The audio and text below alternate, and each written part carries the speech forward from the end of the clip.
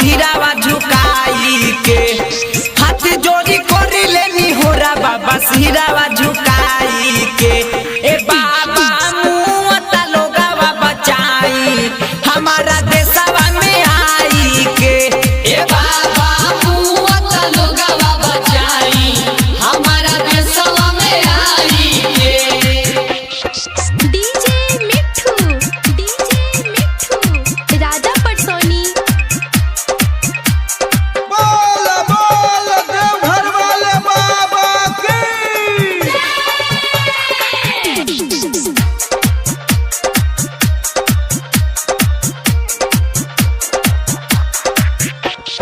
रउआ विश्व पीले रहिया मरित जइसन अमृत जइसन हो अमृत जइसन। तब भेष भइल बाबा जोगी के जइसन जोगी के जइसन हो जोगी के जइसन। आदमी में भेद भाव होता भाई चिन्हता ना भाई के। आदमी में भेद भाव होता भाई चिन्हता ना भाई के। ए बाबा मुआता लोगवा बचाई हमारा देशवा में आई के। ए बाबा मुआता लोगवा बचाई हमारा देशवा में आई के। डीजे मिठू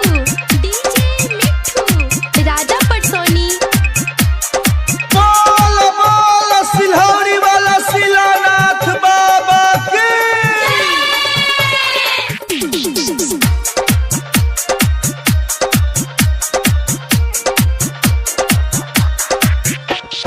वरुणावर से महचल बाटे हल चल हो मचल हल चल बाबा मचल हल चल हो। अब कैसे चढ़ी रउआ पर गंगा जल हो। चढ़ी गंगा जल कैसे चढ़ी गंगा जल हो। आई के बचाई दी बाबा रउआ के गोहराई ले। आई के बचाई दी बाबा रउआ के गोहराई ले। ए बाबा मुआता लोगवा बचाई हमारा देशवा में आई के। ए बाबा मुआता लोगवा बचाई हमारा देशवा में आई के। डीजे मिठू राजा पटसोनी। प्रेम से बोलो बैजनाथ बाबा की।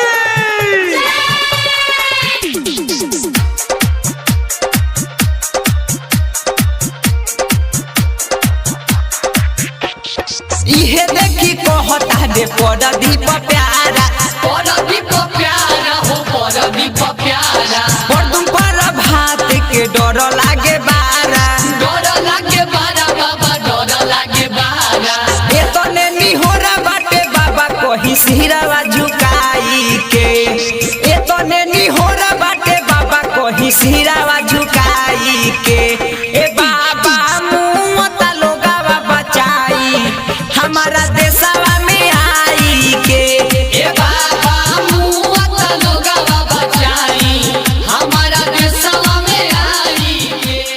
एक की रिकॉर्डिंग स्टूडियो